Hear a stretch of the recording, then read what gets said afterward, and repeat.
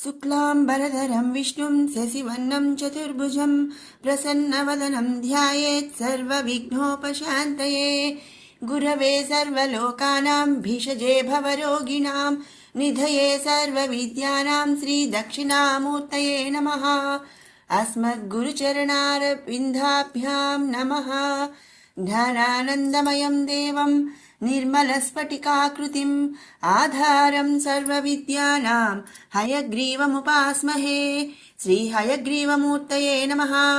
कृष्णाय वासुदेवाय देवकीनन्दनाय च नन्दगोपकुमाराय गोविन्दाय नमो नमः। ॐ कृष्णाय वासुदेवाय हरये परमात्मने प्रणतः क्लेशनाशाय गोविन्दाय नमो नमः। सर्वत्र गोविंद नाम संकीर्तనం గోవింద గోవింద.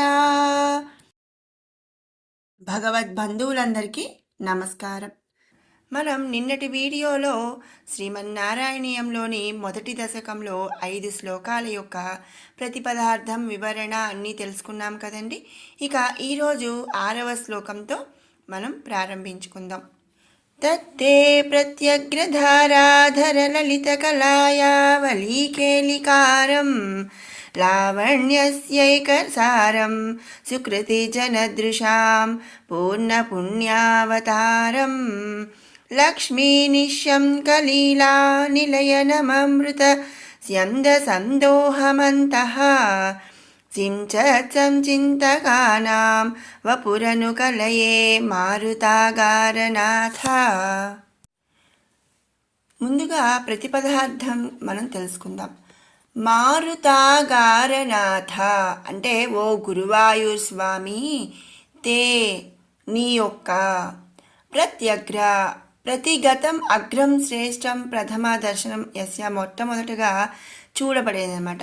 ప్రత్య అగ్ర, అగ్ర అంటే ఏంటండి మరి మొట్టమొదటిగా, ప్రత్య అంటే చూడబడినటువంటిది, కొత్తది. ధారాధర, ధారాయా జలధారాయా ధరహ అంటే జలధారలు కలిగినటువంటి మేఘ కాంతులను అతిశయించినది అని అర్థం. లలిత అందమైనది, కోరబడినది. కళాయావలి కేలికారం ఇరుకుడు పుష్పంలాగా శ్యామలమైనది.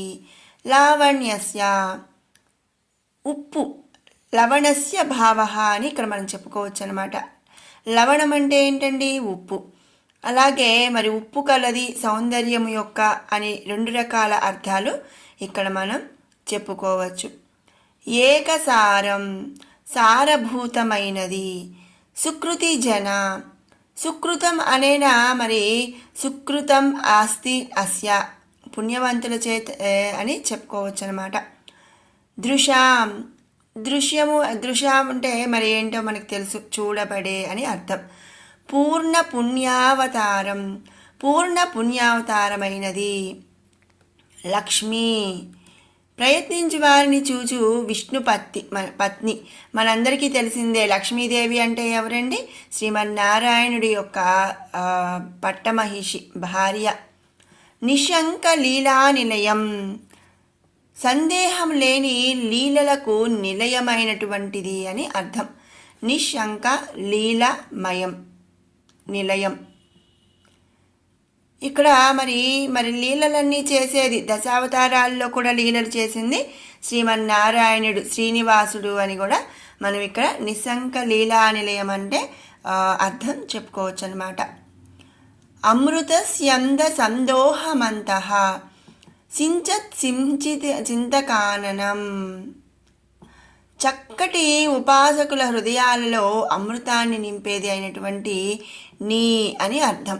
అమృతస్యంద సందోహమంతః సించత్ సంచింతకానాం. ఈ మొత్తం కూడా ఒక వర్డ్ లాగా మనం తీసుకొని దానికి అర్థం చక్కటి ఉపాసకుల హృదయాల్లో అమృతాన్ని నింపేది అయిన నీ అని అర్థం చెప్పుకుంటున్నాం అన్నమాట.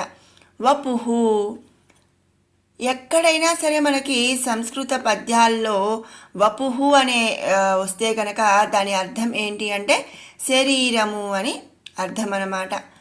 అనుకూలయే, నిరంతరం తలుస్తూ ఉంటాము అని దీని అనుకూలయే అంటే అర్థం అన్నమాట. ఇవి మరి 6వ శ్లోకంలోని పదాల యొక్క ప్రతిపదార్థం. ఇక తాత్పర్యం విషయానికి వస్తే ఇక్కడ భట్టాత్రి గారు ఏం చెప్తున్నారండి? ఓ గురువాయూర్ స్వామి, నీ యొక్క కొత్త మేఘకాంతులను అతిశయించిన మరి కోరబడిన ఇరుగుడు పుష్పం. ఇరుగుడు పుష్పం అంటే మరి అనుమానం వస్తుంది, ఏంటండి ఇరుగుడు పుష్పం అనేది? కలువ పువ్వులాగా అని మనం తీసుకోవచ్చు దీనినే. మరి అలాంటి కలువ పువ్వులాగా శ్యామలమైన సౌందర్యం యొక్క సారభూతమైన పుణ్యవంతుల చేత చూడబడేది. అలాగే మరి పుణ్యావతారమైన లక్ష్మీదేవి సందేహం లేని లీలలకు నిలయమైనటువంటి ఉపాసకుల హృదయాలలో అమృతాన్ని నింపేది. ఏంటిదండి అది?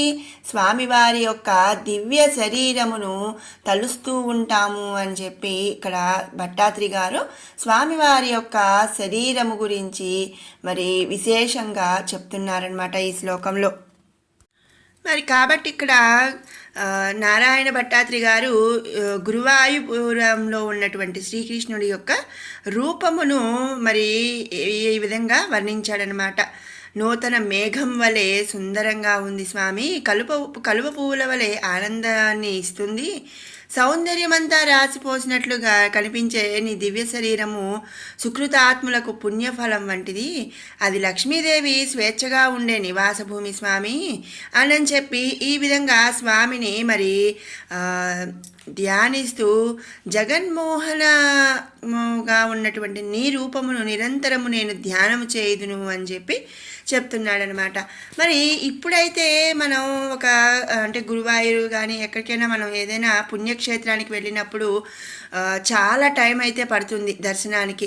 కానీ అప్పట్లో ఏంటంటే ఇంతమంది జనాలు కూడా వచ్చేవాళ్ళు కాదండి, భక్తులు కూడా. కాబట్టి వెంటనే మనం డైరెక్ట్గా దర్శనానికి వెళ్ళిపోయి దర్శనం చేసుకొని రావటం లాంటి విషయంగా జరిగేదన్నమాట. సో ఇది 6వ శ్లోకం యొక్క ప్రతిపదార్థం ఇంకా తాత్పర్యం. 7వ శ్లోకం.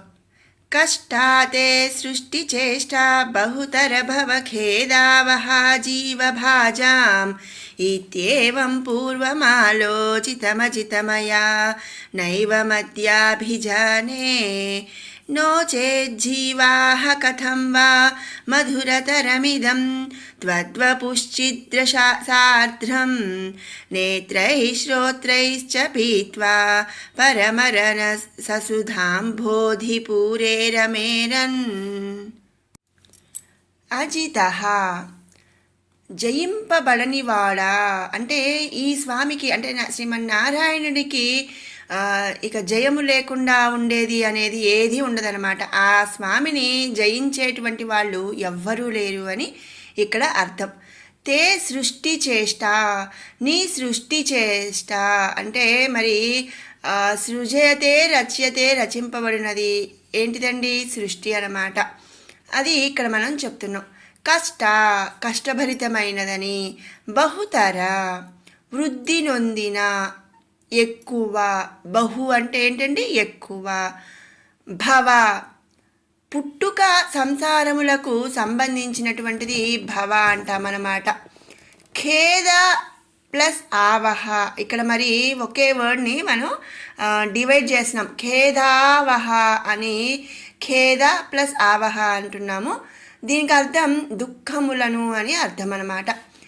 ఆవహ పుట్టించున్నది, జీవభాజాం జీవులను విడగొట్టునది, ఇది ఏవం ఈ విధముగా, పూర్వము అలోచితం ఆలోచించబడిన, మయాన ఏవం ఆద్య అభిజానే ఇప్పుడు ఆ విధంగా ఆలోచించడం లేదు అని అర్థం అన్నమాట.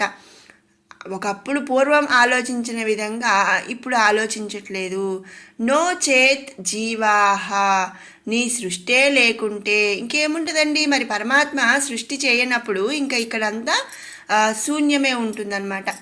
జీవాహ జీవులు, కథం వా ఎట్లు, మధురతరమిదం ఈ నీ మధురతరమైన, చిద్రసార్ధ్రం జ్ఞానానంద రసస్వరూపమును, తత్వపుః నీ శరీరమును, నేత్రై, నేత్రాలు అంటే మరి చూడగలిగింది. పదార్థముల వైపు వెళ్ళునది, పదార్థముల స్వరూపమును తెలుపునది అయినటువంటి కన్నులచే. నేత్రాలు అంటే కన్నులు అని అర్థం అన్నమాట. శ్రోత్రైచ, చెవులు. పీత్వా, తాగి. పరమరస సుధాంబోధిపూరే, పరమరసామృతమైనటువంటి ఈ సముద్రంలో రమేరన్, తేలియాడగలరా అని ఇక్కడ నారాయణ భట్టతిరి గారు చెప్తున్నారనమాట. ఈ 7వ శ్లోకంలో ఆ కవిగారు కేవలం ఆ గురువాయూరప్ప అంటే శ్రీకృష్ణుడి యొక్క స్వరూపము గురించి, అలాగే మరి స్వామి చేసినటువంటి సృష్టి గురించి చెప్తున్నారనమాట. ఇక్కడ స్వామిని జయింపబడిన వాడా అని మనం చెప్పుకుంటున్నాము. శ్రీకృష్ణ, నువ్వు జయింపబడిన వాడవు అంటే నీకు నిన్ను మించి జయించగలిగినటువంటి వాళ్ళు ఎవ్వరూ లేరనమాట. నీ సృష్టి చేష్ట కష్టభరితమైనది అని, సంసారములకు సంబంధించిన దుఃఖములను పుట్టించినది, జీవులకు విడగొట్టునది అని, అనగా ఏంటండి, మరణాలు కలిగించినది. మరి మనం పుట్టేటప్పుడు ఒక్కరిగా పుడతాం, అలాగే చనిపోయేటప్పుడు కూడా ఒక్కరిగానే చనిపోతామండి. ఈ మధ్యలో వచ్చేదంతా కూడా ఏంటి, మనకి ఒక మాయ అంతే. ఈ బంధాలు, అనుబంధాలు, ఫ్రెండ్స్, రిలేషన్స్, తల్లి, తండ్రి, భార్య, భర్త, పిల్లలు, ఇవన్నీ కూడా మన ఆ పరమాత్మ యొక్క మాయ అండి, అంతే. ఆ మాయలో మనకి కమ్ముకొని మనం ఏంటండి, ఈ బంధాలు, అనుబంధాలు, నాది, నా వాళ్ళు అంటూ మనం ఇక్కడిక్కడే కొట్టుమిట్టాడుతున్నాం. ఇక్కడ కవిగారు ఏం చెప్తున్నారు, శ్రీకృష్ణ నీ సృష్టి చేష్ట కష్టభరితమైనదే, మరి సంసారాలకు సంబంధించిన దుఃఖములను పుట్టించినది, జీవులను విడగొట్టున్నది. అంటే ఏంటి, ఆయనే పుట్టిస్తున్నాడు, ఆయనే సుఖాన్ని ఇస్తున్నాడు, ఆయనే కష్టాన్ని ఇస్తున్నాడు. అలాగే మరి ఇద్దరు అంటే మనం ఒక తల్లిదండ్రులు అంటే ఓకే, మనం అడిగి మనం పిల్లల్ని కనం కదండి. మరి మనకి ఎవరు పుట్టాలి అనేది ఆ స్వామి యొక్క ఆజ్ఞ. అలాగే మరి మనం ఎక్కడో ఉంటాం, అబ్బాయి ఎక్కడో ఉంటాడు, అమ్మాయి ఇంకెక్కడో ఉంటుంది. మరి వీళ్ళిద్దరూ ఏదో ఒక రూపేణా మరి కలుసుకోవటం, మరి ఆ సంబంధం కలవటము, మరి భార్యాభర్తలుగా అవ్వటము, ఇవన్నీ ఏంటండి ఆ పరమాత్మ యొక్క లీలలే అని చెప్పి ఇక్కడ చెప్తున్నారనమాట. జీవులను కలిపేది, పుట్టించేది అన్నీ స్వామి. అలాగే మరి వాళ్ళని విడగొట్టున్నది అంటే మరి ఎలా విడగొడతారండి, ఒక గొడవలనే కాదండి, గొడవల ద్వారా విడిపోవటం కాదు, మరణము ద్వారా విడిపోవటం అనమాట. అంటే మరి మరణములను కలిగించినది ఎవరండి, మరి స్వామి అనమాట. ఈ విధంగా పూర్వము ఆలోచించేవాడిని మరి అన్నీ అంటే మనకి ఒక జ్ఞానం అనేది లేనప్పుడు ఏంటి, ఆ భగవంతుడు కష్టాలు ఇస్తున్నాడు, ఆ భగవంతుడు మనకి మరణం ఇస్తున్నాడు, లేదా మమ్మల్ని విడగొట్టాడు, లేదా ఇలా చేశాడు అలా చేశాడు అని ఇంతకు ముందు ఆలోచించేవాడిని. కానీ ఇప్పుడు ఆ విధంగా ఆలోచించట్లేదు స్వామి. మరి ఇప్పుడు ఏం ఆలోచిస్తున్నాడండి నారాయణ భట్టతిరి గారు, నీ సృష్టే లేకుంటే ఈ జీవులు ఎట్లా నీ మధురమైన జ్ఞానానందరస స్వరూపమైనటువంటి నీ శరీరమును కన్నులతో చెవులతో తాగి పరమరసామృత సముద్రంలో తేలియాడగలరు అని చెప్పి కృష్ణరూప మాధుర్యమును అనుభవించటే జీవన పరమార్థము అని ఈ శ్లోకంలో మరి చెప్తున్నారనమాట. అంతే కదండి, మరికి స్వామి కళ్ళు, చెవులు, ముక్కు అన్నీ ఇచ్చాడు. ఎందుకండి, మరి మనకి నోరు ఇచ్చింది ఎందుకు, అందరినీ చుట్టుపక్క వాళ్ళని తిట్టడానికి, లేకపోతే వాళ్ళని వీళ్ళని దూషించటానికి, చాడీలు చెప్పడానికి, వీటికి మనం ఉపయోగిస్తున్నాం. అలాగే చెవులు మనం ఎందుకు ఉపయోగిస్తున్నామండి, ఎవరో ఒకరి మీద ఇంకొకరు చెప్తుంటే మనం వినటానికి, చెడు మాటలు వినటానికి, చెడుని వినటానికి, అలాగే మరి చెడు మాట్లాడటానికి, ఇలా మన నోరు, చెవులు ఇవన్నీ ఉపయోగిస్తున్నాం. అనే కళ్ళు ఎలాగా మనం యూజ్ చేస్తున్నామండి, ఇప్పుడు ఎక్కడ ఎవరి మధ్య గొడవ జరుగుతుంది, మరి ఆ గొడవని మనం చూసి ఆనందించటం. ఇప్పుడైతే ఇంకా ఫోన్లు ఉన్నాయి, ఫోనుల్లో మరి వీడియోలు తీసేసి అందరికీ షేర్ చేసేయటం, ఇలా కళ్ళు మనం యూజ్ చేస్తున్నాం. ఇవన్నీ కాదు, ఇలా మరి కాకుండా స్వామి అసలు మనకి జీవిని ఈ సృష్టి చేసినప్పుడు ఈ జీవులు మనం పుట్టాము అంటే ఎందుకండి, ఆ చెవులు, కళ్ళు ఎందుకు ఉపయోగించాలి, శ్రీకృష్ణ పరమాత్మ యొక్క జ్ఞానానందరస స్వరూపమైనటువంటి ఈ స్వామి శరీరమును కళ్ళతో చూడాలండి, చెవులతో ఆ స్వామి యొక్క ఆ పరమాత్మ యొక్క లీలలను మనం వినాలి. ఎప్పుడు స్వామి ధ్యానంలో మనం స్వామి పరమాత్మ గురించి ఇక్కడ మరి డౌట్ రావచ్చు, ఒక విష్ణుమూర్తినే మనం పొగడాలా అండి, కృష్ణున్నే పొగడాలండి అని కాదు. ఎవరికి ఇష్టమైన దేవుణ్ణి వాళ్ళని చక్కగా మంచి మాటలు మంచిగా ఉండటం అనేది మనం చేయాలన్నమాట. ఇక్కడ భట్టతిరి గారు ఏం చెప్తున్నారండి, ఈ జీవం అనేది ఈ సృష్టి అనేది లేకపోతే ఇక్కడ పుట్టిన వాళ్ళందరూ వాళ్ళ కన్నులతో చెవులతో మరి ఈ నీ యొక్క మాధుర్యమును అనుభవించడం ఎలా జరుగుతుంది స్వామి అని ఇప్పుడు నేను ఆలోచిస్తున్నాను అని చెప్పి మరి ఇక్కడ చెప్తున్నారనమాట. ఇది 7వ శ్లోకం యొక్క వివరణ. యః కర్ణాంజలి సంపుటైరహరః సమ్యక్ శిభత్యాదరా వాల్మీకేర్వదనారవిందగలితం రామాయణాఖ్యాం మధు జన్మవ్యాధి జరా విపత్తి మరణైరత్యంత సోపద్రవం సంసారం స విహాయ గచ్చతి పుమాన్ విష్ణో పదం శాశ్వతం అని వాల్మీకి గారు చెప్పారండి.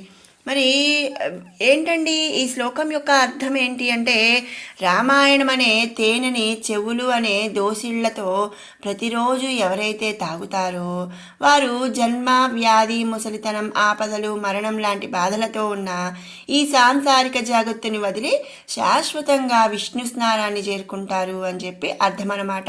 అదేంటండి, ఇక్కడ సాంసారిక జగత్తుని వదిలేసేస్తే మరి ఈ హ్యాపీ ఈ ఎంజాయ్మెంట్ ఇవన్నీ ఎట్లా ఉంటాయండి, విష్ణు స్థానాన్ని అంటే చనిపోవటం కదండి అనుకోవచ్చు.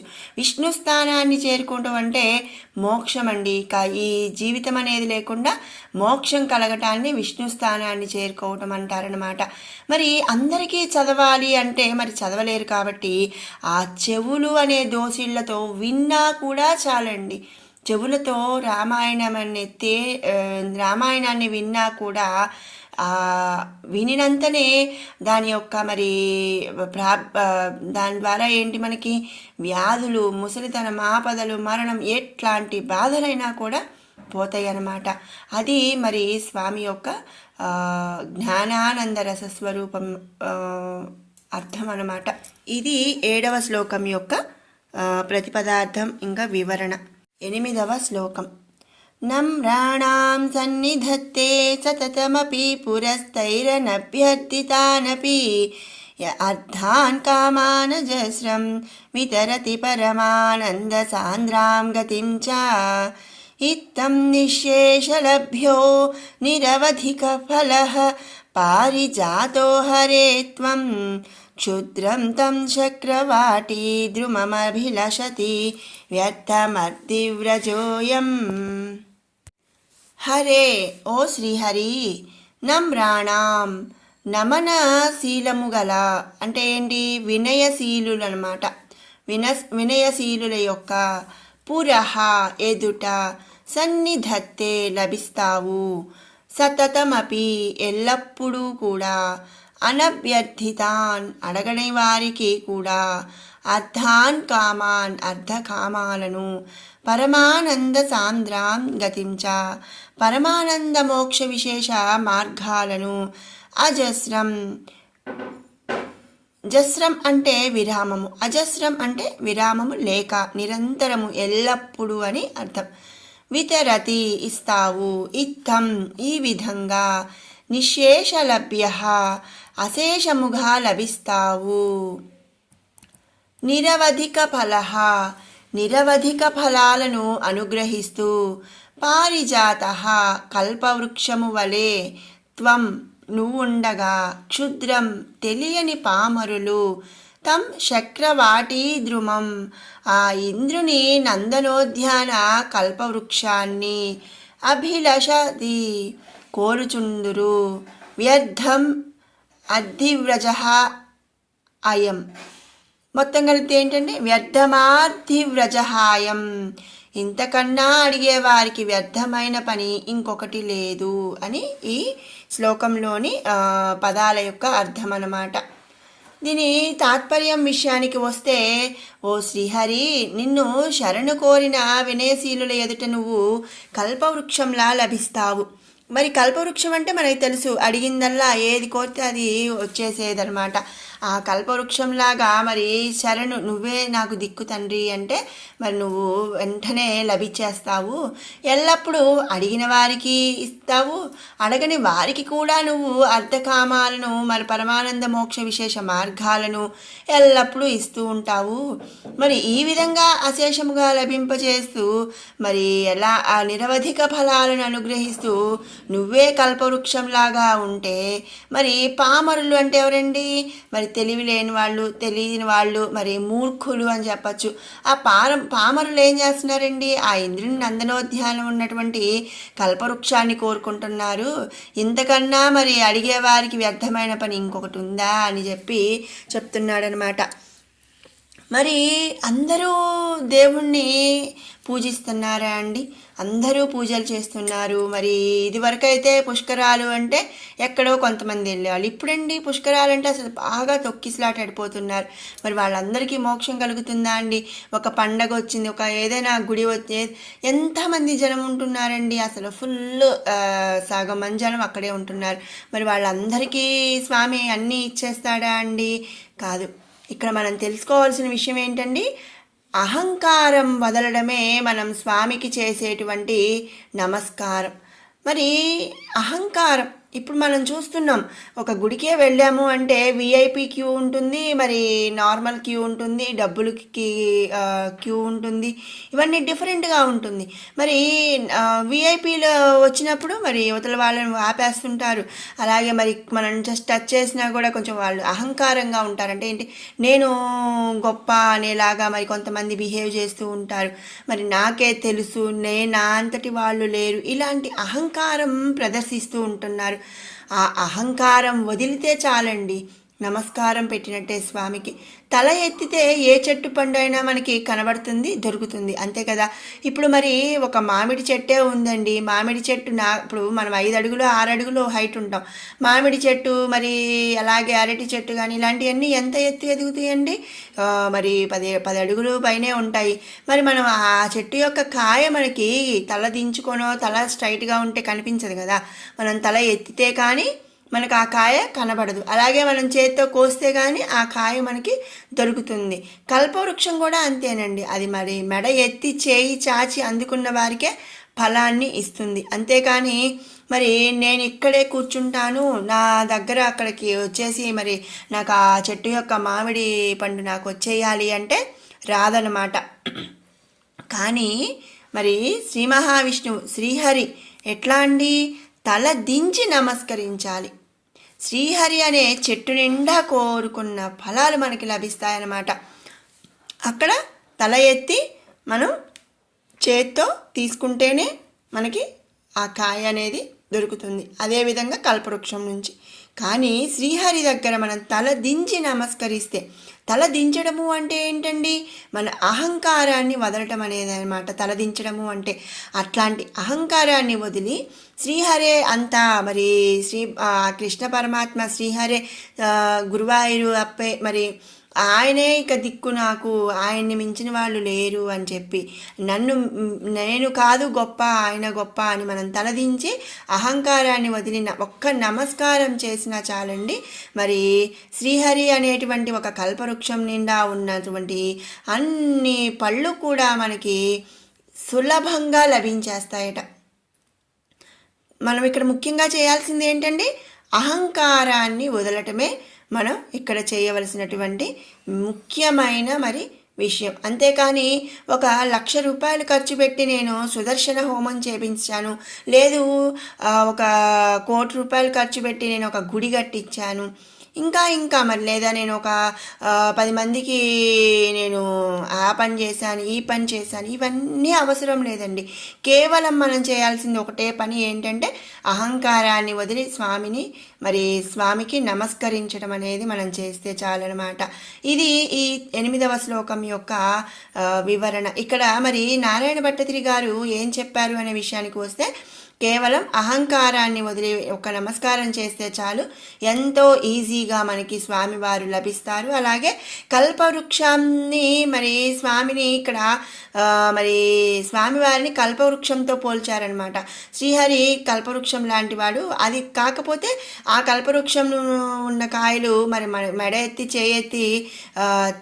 చేయి చాచి అందుకుంటే వస్తాయి. కానీ ఇక్కడ కేవలం తలదించి అహంకారాన్ని వదిలి నమస్కరిస్తే చాలు, వాటంతటి అవే మనకి పళ్ళు అనేవి వచ్చేస్తాయి అన్నమాట అని చెప్పారు.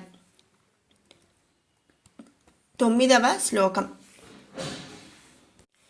కారుణ్యాత్ కామమన్యం దదతి ఖలు పరే స్వాత్మాదస్త్వం విశేషాత్ ఐశ్వర్యాదీశతేన్యే జగతి పరజనే స్వాత్మనోపీశ్వరస్త్వం త్వయ్యుచ్చైరారమంతి ప్రతిపదమధురే చేతనాః స్ఫీతభాగ్యాః త్వం చాత్మా రామ ఏవేత్యతులగుణగణాధార శౌరే నమస్తే. శౌరే సూర్యుని గోత్రంలో పుట్టినవాడా, శ్రీకృష్ణుడా అని అర్థం. కారుణ్యాత్ దయాభావము వలన, అన్యం భిన్నము ఇతరము అంటే అందరికీ కూడా భిన్నంగా ఉండేటువంటి వాడు, ఇతర దేవతలు. కామం కోరికను, దదతి ఖలు తీరుస్తుంటారు కదా, పరే విశేషాత్ వారిని మించి, త్వం నువ్వు, స్వాత్మదః నీ ఆత్మనే ఇస్తావు, అన్యే ఇతర దేవతలు, ఐశ్వర్యాత్ తమ తమ విశేషాల ఐశ్వర్యాల వల్ల, జగతీశతే ప్రపంచాన్ని పాలిస్తుంటారు, పరజనే ఇతర జనులు, స్వాత్మనః పీశ్వరత్వం నువ్వు ఆ దేవతలతో సహా అందరినీ అంతరంగికంగా పాలిస్తుంటావు.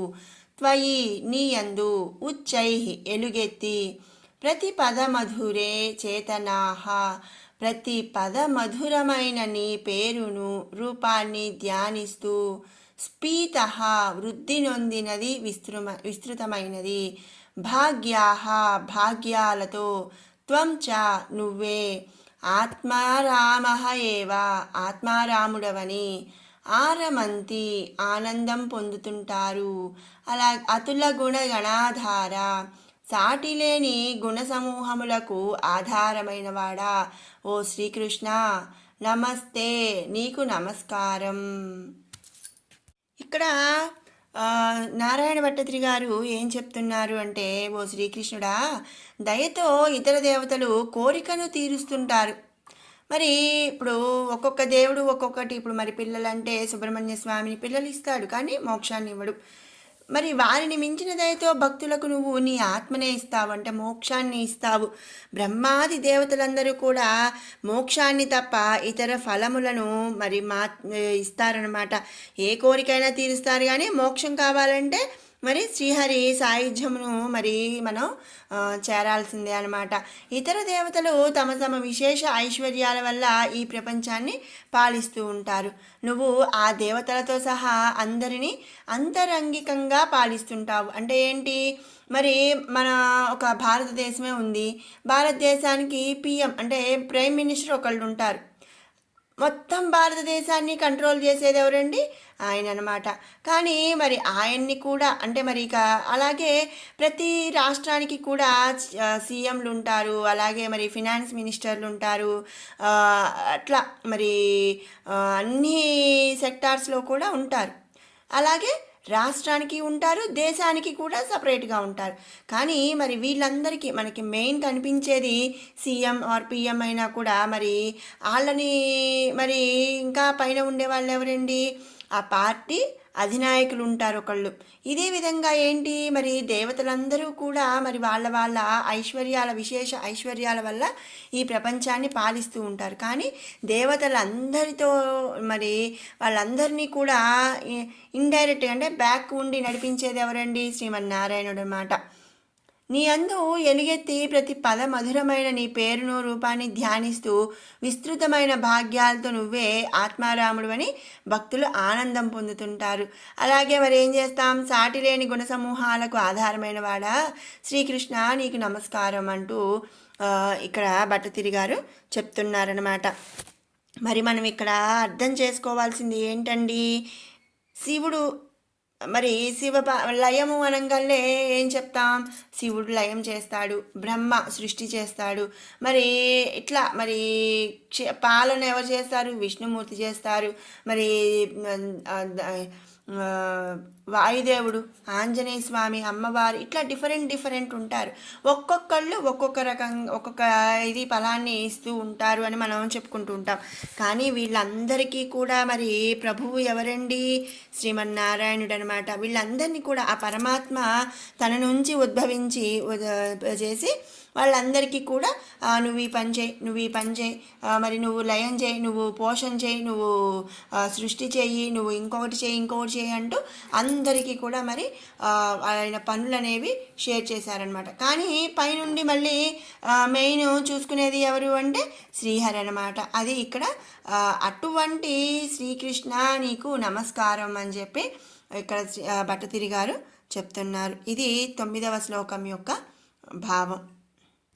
10వ శ్లోకం. ఐశ్వర్యం శంకరాదీశ్వర వినియమనం విశ్వతేజోహరాణం తేజసంహారి వీర్యం విమలమపి యశో నిస్పృహైశ్చోపగీతం అంగాసంగా సదా శ్రీరఖిల విదసి నక్వాపి తే సంగవార్తా తద్వాతాగారవాసిన్ మురహర భగవచ్చబ్దముఖ్యాశ్రయోసి. తద్వాతాగారవాసిన్ గురువాయూరు దేవాలయము నివాసముగా కలిగినవాడా, మురహర మురాసురుని చంపినవాడా. మురాసురుడిని మరి ఒక రాక్షసుని శ్రీకృష్ణ పరమాత్మ చంపాడనమాట. ఐశ్వర్యం నీ ఐశ్వర్యము. స్వామి యొక్క ఐశ్వర్యం ఏమిటండి, మరి అష్టసిద్ధులు అనమాట. ప్రభుత్వం, సంపద, అణిమాగ ఇట్లాంటి ఎన్నో అష్టసిద్ధులు ఉన్నాయి. ఆ అష్టసిద్ధులన్నీ కూడా స్వామివారి యొక్క ఐశ్వర్యంగా చెప్తున్నారు. శంకరాది ఈశ్వర వినియమనం, ఈశ్వరులైన శంకరుడు మొదలైన వారిని నియమించినది అని అర్థం. అంటే ఏంటి, పరమాత్మే అందరికన్నా ముందు అందరి తర్వాత ఉన్నవాడండి. ఇక పరమాత్మ నుంచి ఏం చేశాడు, అన్నీ కూడా మరి డివైడ్ చేసేసి అందరినీ ఆయన నుంచి మరి ఉద్భవింపజేసి ఒక్కొక్కళ్ళకి ఒక్కొక్క పొజిషన్ అనేది నియమించారనమాట. వీర్యం, దీనితో పరాక్రమవింతురు. వీర్యము అంటే మరి పరాక్రమం, నీ పరాక్రమము. విశ్వతేజోమయం అని చెప్పి అర్థం అన్నమాట. హరాణం, అశేష తేజోమూర్తులైన శంకరాదుల తేజ సంహారి, తేజస్సును హరించగల సామర్థ్యము కలిగినది. యశ, అంతటా వ్యాపించు నీ కీర్తి. విమలమపి, స్వచ్ఛమై, పాపనాశకమై అని అర్థం అన్నమాట. విమలమపి అంటే నిస్పృహై చ ముక్తులచే ఉపగీతం గానము చేయబడినది. సదా ఎల్లప్పుడు. శ్రీహి లక్ష్మి, అంగాసంగా నీ వక్షస్థలమును ఆశ్రయించి ఉన్నది.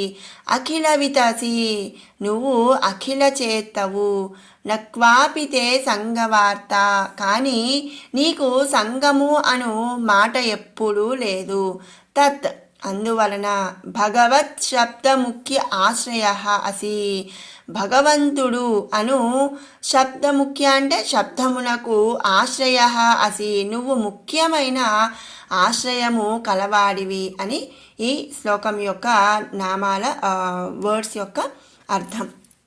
మనకు ఈ శ్లోకంలో నారాయణ భట్టతిరి గారు భగా శబ్దానికి అర్థం ఏం చెప్పారంటే, ఐశ్వర్యం, ధర్మం, యశస్సు, శ్రీకాంతి, వైరాగ్యం, జ్ఞానం అనేటువంటి 6 గుణములను కలిగినటువంటి వాడిని భగవంతుడు అని చెప్పి చెప్పారనమాట. కానీ మనం ఇప్పుడు ఏం చేస్తున్నామండి, అందరినీ భగవాన్ భగవాన్ భగవాన్ అంటూ భగవాన్ అనే శబ్దాన్ని యూజ్ చేసేస్తున్నాం. కానీ మనం ఎవరికి యూజ్ చేయాలండి, భగవాన్ అనే శబ్దాన్ని ఎవరికి యూజ్ చేయాలి, ఈ 6 గుణములు కలిగినటువంటి వాడికే మనం భగవాన్ అనే శబ్దాన్ని మనం వాడాలన్నమాట. భగవంతుడు మరి ఇందులో ధర్మానికి బదులు వీరత్వాన్ని కవి ఈ శ్లోకంలో చెప్పాడనమాట. మరి అలాగే ఐశ్వర్యం అంటే ఈశ్వరస్య భావం, ఐశ్వర్యం, ధర్మం కట్టుబాట్లుగా ఉంటాం అంటే మరి మనం ఇలా ఉండాలి అనే ఒక కట్టుబాటు, యశస్సు పొగడదగిన గుణాలు ఉన్నటువంటి వాడనమాట యశస్సు అంటే, శ్రీకాంతి అంటే మరి సిరి సంపదలు, వైరాగ్యం దేనితో కూడా సంబంధం లేకపోవటాన్ని మనం వైరాగ్యం అంటాము. ఇక జ్ఞానం అపరిమితమైనటువంటి జ్ఞానం, మరి ఆత్మే పరమాత్మ అని తెలుసుకోవటమే అపరిమితమైనటువంటి జ్ఞానం. ఇలాంటి 6 గుణాలు కలిగినటువంటి వాడే భగవంతుడు అన్నమాట. ఇక మరి ఇంకా ఏం చెప్పాడండి, సమగ్ర ఐశ్వర్యం కలిగినవాడు, సమస్త భూతముల జ్ఞానం కలిగినవాడు, ఏది జ్ఞానమో ఏది అజ్ఞానమో తెలిసినవాడు ఎవరండి, శ్రీ మహావిష్ణువు అన్నమాట. విమలమపి యశో నిస్పృహైశ్చోపగీతం అనున్నది ఒక అద్భుతమైన మాటగా మనం చెప్పుకోవచ్చు. అంటే ఏంటి, వైరాగ్యవంతులచే గానము చేయబడినది అని చెప్పి చెప్పుకుంటాము. ఇది మరి ఒకసారి రమణ మహర్షి దగ్గరికి ఒక ధనవంతుడు వచ్చి, అయ్యా ఒక కొత్త వాహనం కొన్నాను, తమరు ఎక్కాలి అన్నాడంట. ఇప్పటికి ఎక్కిన ఈ వాహనం చాలులే అన్నారట రమణ మహర్షి గారు. అటువంటి వైరాగ్యవంతుల చేత కూడా గానము చేయబడిన వాని యొక్క చక్కని పదబంధం అన్నమాట ఇది. మరి వైరాగ్యం అంటే ఇంకొక రకంగా కూడా చెప్పుకోవచ్చు. మరి ఎవరి మీద ప్రేమ ఉండకపోవటం, ద్వేషము ఉండకపోవటం, అంతా భగవంతుడే చూసుకుంటాడు, మనం నాకు ఎవరి మీద కోపం లేదు, ఎవరి మీద ప్రేమ లేదు అని చెప్తూ ఉంటాం కదా, దాన్ని కూడా మరి నిస్సంగం అంటామన్నమాట. మరి కాబట్టి ఇక్కడ ఏంటండి, గురువాయూరు దేవాలయంలో నివాసముగా కలిగినవాడా, మురాసురుడు అనే రాక్షసుని చంపినవాడా, నీ ఐశ్వర్యము మరి మొదలైన నీ వారిని నియమించినటువంటిది, నీ పరాక్రమం ఏంటండి, అశేష తేజోమూర్తులైనటువంటి శంకరాదుల తేజస్సును కూడా హరించగలటువంటి సామర్థ్యం కలిగినది, అంతటా వ్యాపించి ఉన్న నీ కీర్తి మరి పాపనాశకమైన ముక్తులచే గానము చేయబడినదనమాట. నీ కీర్తిని ఎవరైనా సరే మరి గానము చేయబడేదనమాట. ఎప్పుడు లక్ష్మీదేవి ఎక్కడుంటుందండి, నీ వక్షస్థలమున ఆశ్రయించి ఉంటుంది, కానీ నీ సంగము అన్నమాట ఎప్పుడూ లేదు. నువ్వు అఖిలవేత్తవు, భగవంతుడు అనే శబ్దమునకు ముఖ్యమైన ఆశ్రయము కలిగిన వాడువు అని చెప్పి ఈ శ్లోకంలో మరి భట్టతిరి గారు చెప్తున్నారనమాట. మరి భగవన్ మహిమ ఈ ఫస్ట్ దశకంలో మనం తెలుసుకున్నాం. ఇప్పుడు 1వ దశకం మొత్తం కూడా ఒకసారి మనం పారాయణ చేసుకుందాం. సాంద్రానందావబోధాత్మకమనుపమితం కాలదేశావధిభ్యాం నిర్ముక్తం నిత్యముక్తం నిగమశతసహస్రేణ నిర్భాస్యమానం అస్పష్టం దృష్టమాత్రే పునరురుపురుషార్థాత్మకం బ్రహ్మతత్వం తత్తావద్భాతి సాక్షాత్ గురుపవనపురే హంతభాగ్యాం జనానాం. ఏవం దుర్లభ్య వస్తున్యపి సులభతయా హస్తలబ్ధే యదన్యత్ తన్వా వాచాదియా వా భజతి బత జనః క్షుద్రతైవ స్ఫుటేయం. ఏతే తావద్వయం తు స్థిరతరమనసా విశ్వపీడాపహత్యై నిశ్శేషాత్మానమేనం గురుపవనపురాధీశమేవాశ్రయామః. సత్వం యత్తత్పరాభ్యామపరికలనతో నిర్మలం తేన తావత్ భూతైర్భూతేంద్రియైస్తేవ పురితి బహుశః శ్రూయతే వ్యాసవాక్యం. తత్స్వచ్ఛత్వాద్యదచ్ఛాదితపరసుఖత్ చిద్గర్భనిర్భాసరూపం తస్మిన్ ధన్యా రమంతే శృతిమతిమధురే సుగ్రహే విగ్రహే తే. నిష్కంపే నిత్యపూర్ణే నిరవధి పరమానందపీయూషరూపే నిర్లీనానేకముక్తావళి సుభగతమే నిర్మల బ్రహ్మసింధో. కల్లోలోల్లాసతుల్యం ఖలు విమలతరం సత్వమాహుస్తదాత్మా कस्मान्नो निष्कलस्त्वं सकल इति वचस्त्वत्कलास्वेव भूमन् निर्व्यापारोऽपि निष्कारणमजभजसे यत्क्रियामीक्षणाख्यां तेनैवोदेति लीना प्रकृतिरसति कल्पापि कल्पादिकाले तस्याः संशुद्धमंशं कमपि तमतिरोधायकं सत्त्वरूपं सत्त्वं धृत्वा दधासि स्वमहिमविभवाकुण्ठवैकुण्ठरूपम् तत्ते प्रत्यग्रधाराधरललितकलायावलीकेलिकारं लावण्यस्यैकसारं सुकृतिजनदृशां पूर्णपुण्यावतारं लक्ष्मीनिःशङ्कलीलानिलयनममृतस्यन्दसन्दोहमन्तः सिञ्चत्संचिन्तकानां वपुरनुकलये मारुतागारनाथ कष्टाते सृष्टिचेष्टा बहुतर भवखेदावहा जीवभाजाम् इत्येवं पूर्वमालोचितमजितमया नैव मद्याभिजाने नो चेज्जीवाः कथं वा मधुरतरमिदं त्वद्वपुश्चिद्रसार्द्रं नेत्रैः श्रोत्रैश्च पीत्वा परमरससुधां बोधिपूरे रमेरन् नम्राणां सन्निधत्ते सततमपि पुरस्तैरनभ्यर्थितानपि अर्थान् कामानजस्रं वितरति परमानन्दसान्द्रां गतिं च इत्थं निःशेषलभ्यो निरवधिकफलः पारिजातो हरे त्वं क्षुद्रं तं शक्रवाटी द्रुममभिलषति व्यर्थमद्धिव्रजोऽयम् कारुण्यात् काममन्यं ददति खलु परे स्वात्मदस्त्वं विशेषात् ऐश्वर्यादीशतेऽन्ये जगति परजने स्वात्मनोऽपीश्वरस्त्वं त्वय्युच्चैरारमन्ति प्रतिपदमधुरे चेतनास्पीतभाग्याः त्वं चात्मा राम एवेत्यतुलगुणगणाधार शौरे नमस्ते ऐश्वर्यं शङ्करादीश्वरविनियमनं विश्वतेजोहराणां